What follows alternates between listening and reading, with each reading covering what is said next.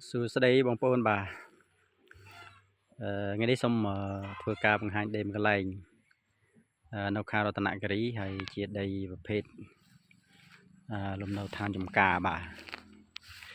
เราเนี่ยจำปงโชว์เราเลยตีตังใดได้ลวดนั่งเลยยังบานตัวกาเฟอได้มุกของกาเฟอตีบซาสำหรับได้มือกันไหลนี่ให้เรานึกยังมาเฟอกาบังหางจูนตัวลงใดแต่มาดองนะยังบองปูนเรามือเลยโตรนhayยังปงได้นาวกันดาวใดbà cho mua ai mơ khơi nhầm pi ទិដ្ឋភាពទាំងអស់ហ្នឹងបាទមានដើមចេកបាទហើយដើមទុរេនបាទនេះដើមទុរេនអញ្ចឹងវានេះគឺដើមទុរេនបាទដែលម្ចាស់គេបានដាំណាដីនេះមានទំហំធំដែរបាទគឺវាចូល1 hecta បាទ1 hecta ដែលម្ចាស់គេដាក់លក់នៅក្នុងតម្លៃ80000 ចរចាបាទហើយនេះគឺជាទេសភាពខ្ញុំនៅចំកណ្ដាលដីនេះគឺមានវារាងចម្រេលរមៀលក្រូចអញ្ចឹងនេះសន្តានដីនៅខាងរតនគិរីគឺវាមានសន្តានអញ្ចឹងពិបាករកដីស្មើដូចតំបន់ខាងក្រោមវាជាតំបន់ពងរៀបអញ្ចឹងបងប្អូនដែលមានបំណងដីនេះបងប្អូនអាចយកមកសាងសង់ជារីសតបងប្អូនអាចឃើញនេះជារីសតណារីសតខាងជ្រុះម្នាក់ហ្នឹងធ្វើជារីសតក៏បានឬមួយក៏ដាំអ្នកដែលគាត់ចូលចិត្តហើយផ្នែកចំការបាទហើយ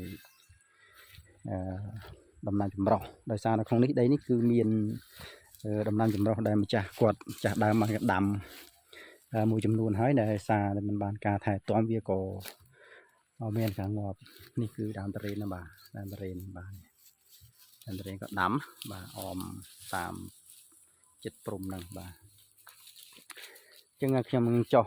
ទៅបណ្ដើដើម្បីធ្វើការបង្ហាញជូនសម្រាប់ដីទីតាំងមួយកន្លែងនេះបាទអញ្ចឹងបងប្អូនអាចមើលឃើញអំពីទេសភាពខ្ញុំថតនៅក្នុងដីតែម្ដងតើវាមានខ្លះហើយនោះគឺផ្ទះប្រជាពលរដ្ឋដែលគាត់នៅតាមព្រំហ្នឹងហើយនេះគេ home stay ដែលជនបរទេសគាត់មកកំសាន្តអីគាត់តែមកស្នាក់នៅផ្ទះហ្នឹងបាទកន្លែងនេះវាអាចធ្វើជារមណីយដ្ឋានសម្រាប់ស្នាក់នៅបឹងកាឡូឬមួយក៏ជារមណីយដ្ឋានបានដោយសារតែអាកាសធាតុហើយក៏ដូចជាទីតាំងហ្នឹងមិនឆ្ងាយពីផ្សារក្រុងបានលុងទេចម្ងាយតែ3គីឡូ3000 ម៉ែត្រពីផ្សារក្រុងបានលុងទេបាទហើយបើយើងគិតពីសាលារៀនវិទ្យាល័យគឺចម្ងាយទៅប្រហែលជា1000 ម៉ែត្រទេយើងមានវត្តមានសាលាបឋមសិក្សានុវិទ្យាល័យហើយនឹងឃ្លាំងស្តុកទំនិញចែកចាយនៅក្នុងខេត្តរតនគិរីហ្នឹងបាទគឺនៅជុំវិញហ្នឹងហ្មងចិត្តហ្នឹងទេបាទហើយមានទីរបស់រដ្ឋាភិបាលនៅគាត់ជុំវិញបាទហើយនេះគឺដើមឈើហូបផ្លែរបស់គាត់បាទនេះរ៉េនធំល្អនេះកាន់រៀងកង់ថ្ងៃបន្តិចយើងថាពីលេខបាទនេះគឺដើមឈើរបស់គាត់បាទហើយនេះដើមតរ៉េនបាទហើយនេះដើមតង៉ែនហើយទាំងលាយបាទចានេះខ្ញុំសូមមកជិតពាក់កណ្ដាលចុងដីតិចហើយបាទ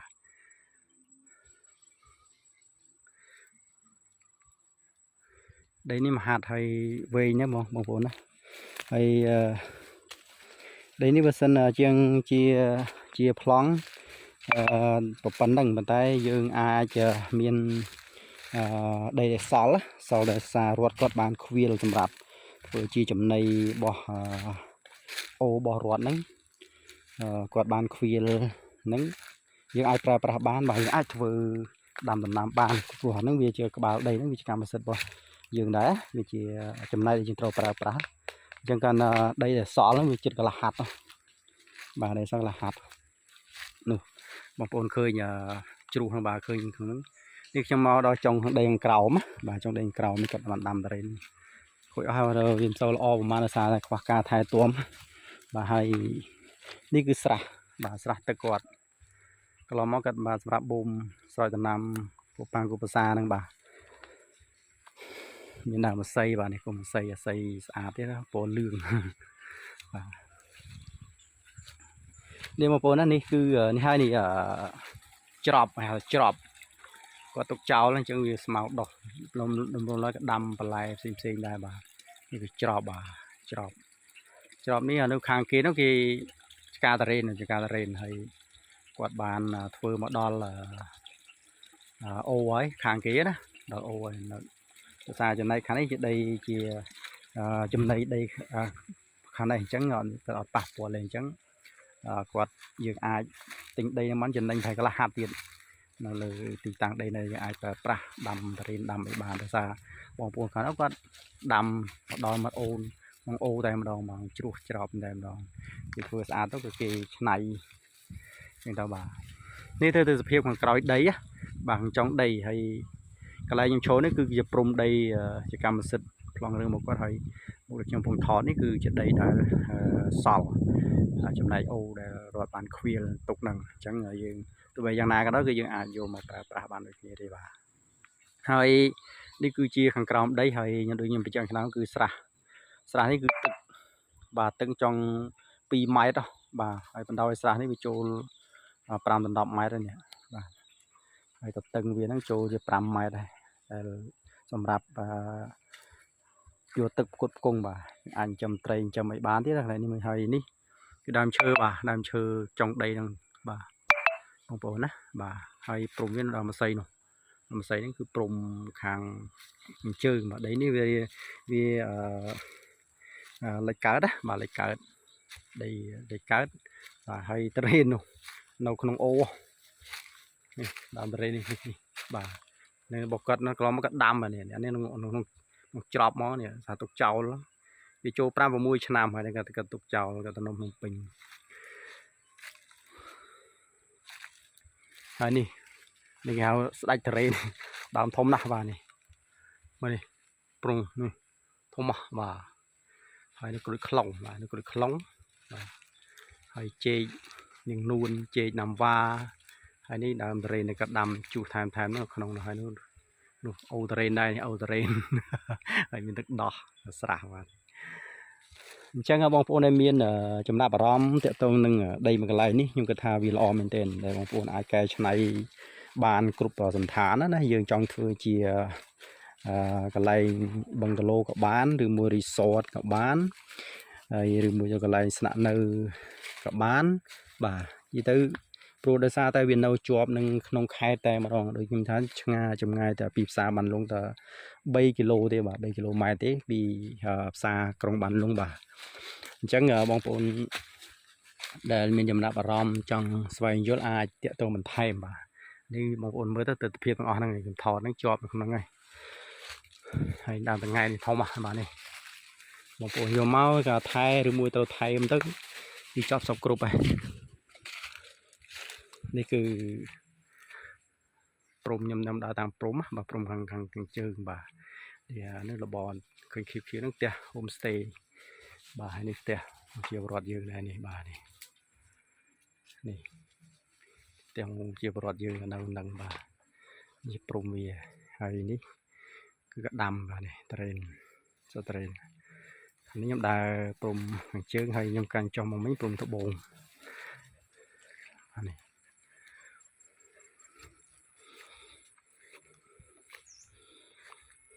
ចឹងកន្លែងនេះគឺល្អហើយបងប្អូនអាចថែទាំទៅបាទព្រោះវាជាទីតាំងដែលល្អមែនទែនមានសក្តានុពលខ្លាំងសម្រាប់បងប្អូនយើងបាទចង់បានទីនេះហើយបាទនេះអានត្រេនធំមានគ្នាយើងក៏ចង់មកមើលច្រើនដែរពេលខ្ញុំអញ្ជើញគាត់មកដើម្បីមើលបាទនេះខ្ញុំឡើងមកខាងលើវិញណានេះមានដើមថ្នោតដើមអីហើយនេះផ្លូវដីហ្នឹង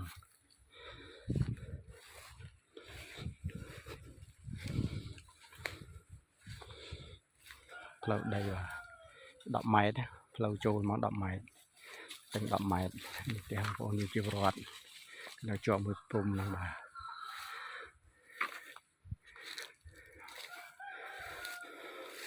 ហើយទៅទៀតខ្ញុំនឹងទៅខ្ញុំនិយាយទៅខ្ញុំថតរហូតបាទនេះថតដើរមកព្រំមកបណ្ដោយដីតែម្ដងហើយឲ្យបងប្អូនមើលអំពីភាពជាក់ស្ដែងណាបាទស្មៅស្អាតនេះស្មៅនេះស្មៅលំអមករីសអីកាត់យកហ្មងតារ៉េនគាត់បាទអូតារ៉េននេះទុកចោលនេះនៅអត់មានបញ្ហាអីកាន់បើណាបាទខ្ញុំដើរនេះបានធ្លាក់កណ្ដាលដីហើយបាទទីនេះតើខ្ញុំទៅចាប់នៅខាងលើមួយទៀតបងប្អូនមើលណាបាទវល់ដល់ពាក់កណ្ដាលដីមកវល់បងប្អូនមើលមកកណាត់សិនវាមានអីខ្លះនៅលើដីនេះបាទនេះខ្ញុំមើលលើហើយដូចខ្ញុំនិយាយអញ្ចឹងដីហ្នឹងគឺលេខកើតណាបាទលេខកើតស្ទឹងដីនេះប្រហែលចូល50ម៉ែត្របាទស្ទឹង50ម៉ែត្របាទនេះខ្ញុំថតចាប់ទាំងអស់នេះចុះទៅក្រោមណាខ្ញុំឡើងមកថតនេះខ្ញុំឡើងមកពីលើបាទក្រោមនេះខ្ញុំចាប់ហើយបាទនេះក៏ដីកណ្ដាលដីបាទហើយឥឡូវខ្ញុំដើរទៅលើក្បាលដីហើយខ្ញុំចាប់បងប្អូនមើលពីក្បាលដីម្ដងបាទខាងលើតែមានអីខ្លះហើយសន្តានដីសន្តានទីតាហ្នឹងវាមានវារបៀបមិនអញ្ចឹងណាបាទវាសំខាន់ឥឡូវវាដើមថ្នោតដើមឈើស្អីអត់ស្គាល់ទេបាទខ្នុរបាទនេះមកកណាត់ដីហ្នឹងពេញហ្មងស្ដើមថ្នោតអ្នកដែលគាត់ចង់កែច្នៃរីសតមកគាត់ណារៀបចំទីដើមឈើធំល្អស្អាតត្រជាក់ហ្មងធ្វើបាទនេះឥឡូវខ្ញុំដើរនេះបាទខ្ញុំដើរពាក់កណ្ដាលត្រឹមទៅលើបាទនៅព្រំឡើងទៅលើនេះអញ្ចឹងនៅខាងលើនេះគាត់អត់មានអំតំណាំអីទេដោយសារតែពីមុនគាត់មានចន្ទីមន្ទីអញ្ចឹងគាត់អត់បានដាំដូចខាងក្រោមហ្នឹងទេខាងលើដីហ្នឹងអញ្ចឹងដោយសារគាត់ទុកចោលនេះតាមចន្ទីទុកចោលទៅក៏ព្រោះហើយគាត់ឲ្យគេកាប់ចន្ទីអស់កាប់ចន្ទីចេញដើម្បីសម្អាតដាំណាចែកដល់នេះក៏បានដាំបាទឥឡូវហ្នឹងស្មៅសក្តារាំងខែគឺទ្រោបអស់ហើយបាទអញ្ចឹងនេះគឺទិដ្ឋភាពជាក់ស្ដែងនៅខាងលើបាទលើដីហើយដីនេះគឺមានផ្ទះមួយបាទទីខ្ញុំនឹងបង្ហាញមានផ្ទះមួយទៀតនៅក្នុងដីបាទហើយនេះបាទនេះខាងលើហើយ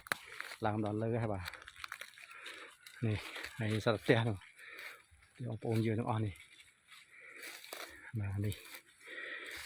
ទីចាំចាប់ថតពីលើទៅពីក្រោយខាងក្រោយផ្ទះរបស់គាត់ហ្នឹង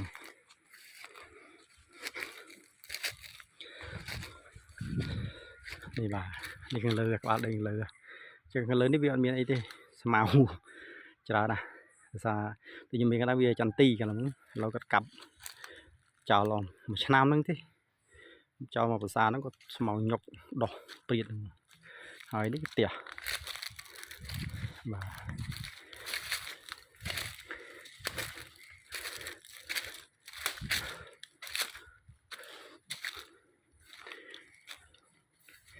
នេះផ្ទះក៏តែម្ដងបាទនេះមកដល់បានលើតែម្ដងនេះព្រំនេ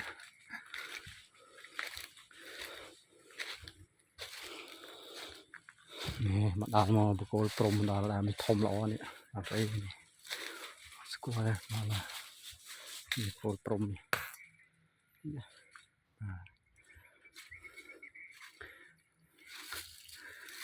នេះផ្ទះនេះទេវាថ្មក្រោមកាត់បៃសង្កសីជាងដល់មកបាទនេះផ្ទះគាត់បាទថតចាប់ពីមុខមកនេះព្រំក្បាលដីត្រឹមព្រំហ្នឹងត្រឹមផ្ទះហ្នឹងឯងបាទពីមុខផ្ទះហ្នឹងព្រំបាទចុះក្រោមហ្នឹងបាទនេះផ្ទះគាត់បាទនេះ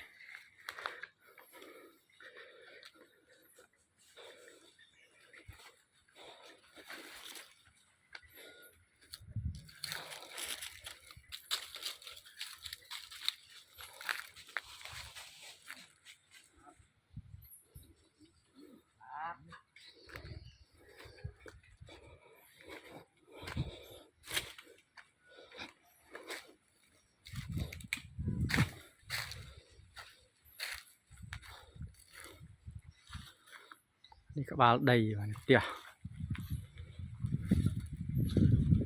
បាទ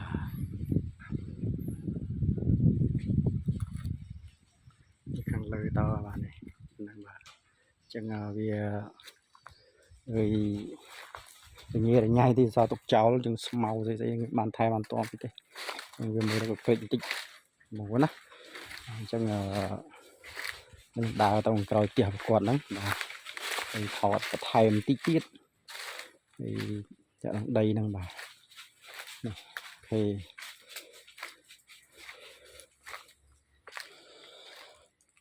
ยังโชว์ไปกรอยแต่เห็นทอนไหมนั่งให้ยังทอดจับ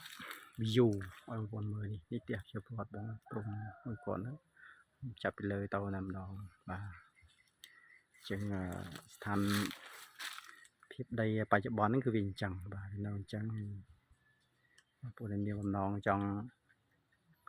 ไอ้บ้านนะอาจจะเนี่ยน้องบ่าโซนจัดซับ3 5 ปีไป3สำหรับปฏิตังมินิบาสมกุล